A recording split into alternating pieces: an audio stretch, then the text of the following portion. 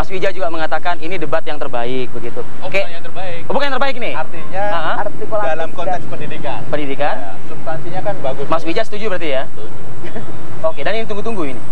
Karena begini, kalau debatnya terlalu konseptual, ya kalau terlalu mikro, ya kalau ini tepat. Ya, aplikatif Di level kebijakan. Ya. Oke. Saya orang kebijakan publik, artinya ini debat kebijakan. Ya. Itu karena mungkin kedua-duanya adalah mantan Pengalamannya. birokrat ya, artinya mantan pemerintahan yang pernah berpengalaman. Jadi contoh-contoh yang disampaikan juga Iya, sehingga sesuatu yang itu adalah sesuatu nyata, hal yang real, yang konkret. Saya ingin ke Mas Wija terlebih dahulu deh, Mas Wija. Ya. Tadi pagi saya bicara dengan Pak Taufik Bahaudin, lalu juga banyak dari... Belum kan? Ini kita sudah on air. Oh ya. Kita sudah on air. Yang kedua adalah banyak publik mengklaim begitu.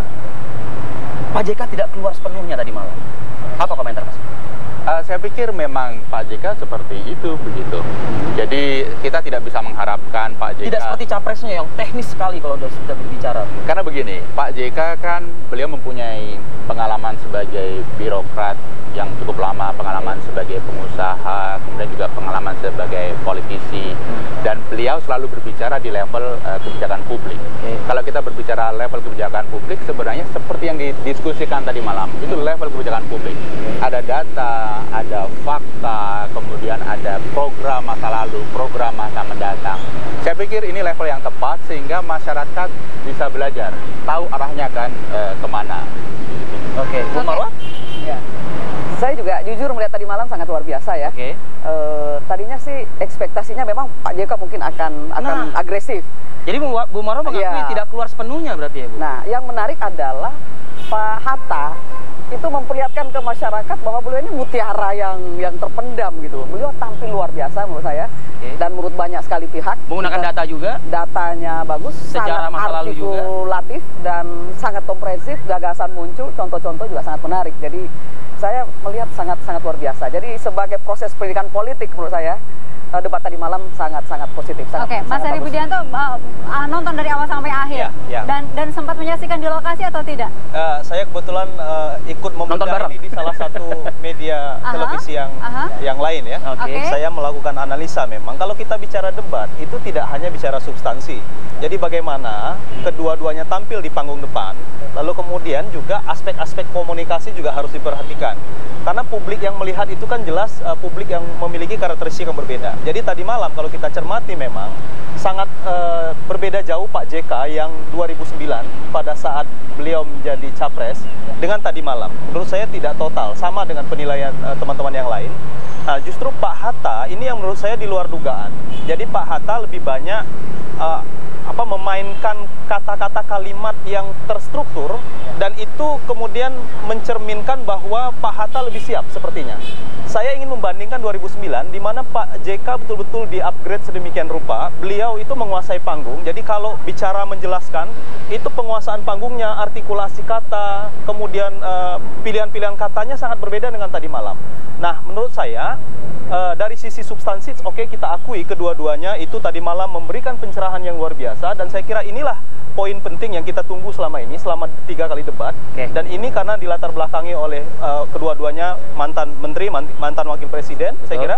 Tapi dari sisi komunikasi, how to communicate, saya kira Pak Hatta Rajasa harus kita akui bahwa kata-kata kalimat yang disampaikan itu lebih lugas, lebih tegas, dan lebih terstruktur seperti itu. Oke, nah kalau tadi malam mengatakan sepakat tiga-tiganya ya Via, 3 tamu kita sepakat bahwa tadi malam memberikan pendidikan yang luar biasa dan lain-lain.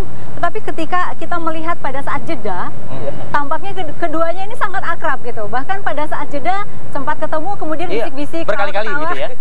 Ini apa ya? Apa yang dibicarakan? Mungkin Mas Wija saya bisa. kebetulan ada di sana dan menemani Pak JK di ruang kecil di pojok ketika jeda dilaksanakan. Tapi sebelumnya saya ingin memberikan komentar. Jadi sering logika masyarakat, logika publik itu beda dengan logika kita. Ketika menilai ini komunikasi yang bagus, ini komunikasi yang tidak, begitu ya. Nah, disinilah barangkali kita lihat saja, bang, mereka berteman begitu. Jadi ini menurut saya yang membuat diskusi semalam juga sangat cair. Begini, kritis tetapi friendly, begitu.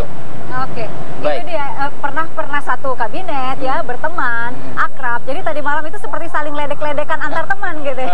Teman lama yang dipertemukan kembali begitu ya mungkin ya. Bu Moro ada komentar juga pasti ya. Tapi Iya. nanti Bu, kita akan jeda dulu sejenak, masih akan kembali saat lagi. Saya ingin ke Bu Marwah Daud Ibrahim, Bu. Ada satu sikap yang menurut Ibu begitu selaku dari tim pemenangan Prabowo Hatta begitu. Melihat kalimat yang keluar dari seorang Hatta Rajasa dengan bunyi seperti, saya kurang puas dengan jawaban Pak JK. Saya belum mendapatkan sepenuhnya. Saya belum sepakat dengan Pak JK. Itu gaya-gaya menyerangkah atau apa yang sehingga kemudian mungkin Pak JK terkejut, terkaget-kaget buatnya begitu. Ya. Kalau saya melihat justru Pak Hatta itu memberi peluang kepada Pak JK, ayo dong tambahkan detail, tambahkan informasi yang lebih nyata lagi. Dan yang menarik sebenarnya adalah karena dua-duanya kan punya pengalaman yang sama. Dua-duanya pernah di pemerintahan. Pak Hatta mungkin 3 kali jadi menteri, Pak JK juga pernah menteri lalu kemudian wapres dan sebagainya. Tapi mungkin yang menarik adalah background duanya kan berbeda. Pak JK ini kan ekonom ya. Jadi basis berpikirnya bagaimana kemudian keuntungan itu lebih kepada mungkin bagaimana dari sisi dagang lah gitu ya. Tapi sementara kalau kita lihat Pak Hatta, memang basisnya kan engineer. Jadi kata kuncinya ya Iptek harus memberi nilai tambah. Iptek harus membuat sumber daya alam kita itu bisa meningkat, bisa membuka lapangan kerja, bisa memberikan kesejahteraan lebih tinggi lagi dan sebagainya. Tapi dalam banyak hal menurut saya debat itu kan bukan hanya substansi, tapi bagaimana gesture, bagaimana menyapa, bagaimana delivery-nya. Dan menurut saya tadi malam itu Pak Hatta memang sangat luar biasa gitu loh, menyampaikan openingnya, ketika bertanya, ketika menjawab, dan closingnya menurut saya itu super. Yang terakhir sekarang ada 10% undecided voters ya, itu sangat berkurang. Kalau kita lihat dari 9 lembaga survei yang sudah merilis sejak masa kampanye, itu penurunannya signifikan, mencapai 25%. Itu semua dari debat? Dari debat. Jadi dari data yang kami miliki di Polkom itu, beberapa pemilih yang belum menentukan pilihan itu mereka menunggu, salah satunya adalah visi misi dan program, tentu melalui debat. Ini yang saya selalu katakan. Dan menurut saya ada hal yang tidak dipertimbangkan atau diperhatikan oleh kedua tim ya, terutama di sesi pertama 2 dan 3, debat pertama 2 dan 3, bahwa karakteristik pemilih kita ini kan beragam ya, dari sisi sosiologis, demografis ya. Nah, mestinya mereka cermati itu. Nah, pemilih-pemilih yang belum menentukan pilihan itu adalah pemilih-pemilih yang rasional, lebih banyak ke sana. Dan di kami itu ada data yang menyebutkan yang tadinya sudah memilih capres A misalnya, itu karena debat pindah ke capres B. Bisa banyak nggak angka yang seperti ini? Ada dan cukup besar angkanya. Saya kira besar. Memang tidak kami presentasikan untuk itu, tapi dalam data kualitatif itu muncul gitu. Karena mereka berpikir bahwa calon presiden itu mestinya memiliki wawasan, memiliki konseptual yang seperti ini, dan itu ada satu hal yang harapan mereka atau ekspektasi mereka itu tidak didapatkan ketika debat. Nah, ini menurut saya harus diperhatikan. Saya selalu mengatakan begini, Mbak Indi, Mas Rivi, bahwa pemilih kita ini terpecah menjadi dua. Ada dua ya, pemilih rasional dan pemilih tradisional. Dan itu pemilih Prabowo Hatta itu sudah kecenderungan lebih banyak adalah pemilih-pemilih rasional. Pemilih-pemilih Jokowi JK itu lebih banyak pemilih-pemilih tradisional. Saya selalu mengatakan bahwa perlunya diferensiasi pemilih. Artinya apa? Prabowo harus bisa menarik lebih banyak pemilih-pemilih tradisional dengan bahasa sebaliknya. Iya, pun sebaliknya. Nah, ini yang mengapa trennya ini sekarang sangat tipis, mencapai 3,5% kalau dari hasil survei kami, dan saya perhatikan juga 2 lembaga survei yang cukup ternama juga mencapai angka 4%, paling besar selisihnya sekarang. Saya kira karena faktor debat, mereka sudah menentukan, dan ini pasti akan semakin mengecil, dan ada kemungkinan juga misal kecenderungannya kalau mereka misalnya nanti tidak puas terhadap idola mereka, pilihan mereka, ada kecenderungan mereka golput saja karena tidak mau pindah ke yang lain. Mas Wijaya ada komentar terakhir. Asal bukan si B gitu ya. Menurut saya memang debat itu ditunggu dan menggeser. Tetapi begini, kalau kita lihat beberapa survei yang dilakukan pada saat debat 1 atau 2 melalui telepon. Jadi di telepon sekitar 900 responden sebelum dan setelah debat, posisinya hampir sama. Ada perubahan, tapi memang betul sepakat dengan Mas Heri. Perubahan yang kecil ini kan yang diharapkan ketika persaingan sudah sangat ketat.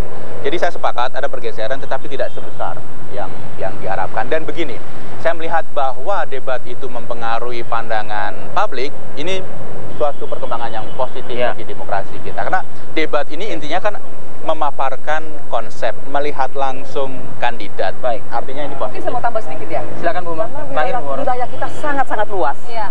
Ini kita negara sebesar Amerika, sebesar 27 Eropa digabung ya. Tidak mungkin didatangi satu persatu gitu loh. 200 juta pemilih, calon pemilih nggak mungkin. Jadi media televisi ini salah satu yang paling bisa menjangkau hati dan pikiran masyarakat. Jadi itu juga mungkin membuatnya signifikan. Oke. Masih ada satu ronde lagi terakhir sih. Oh, masih.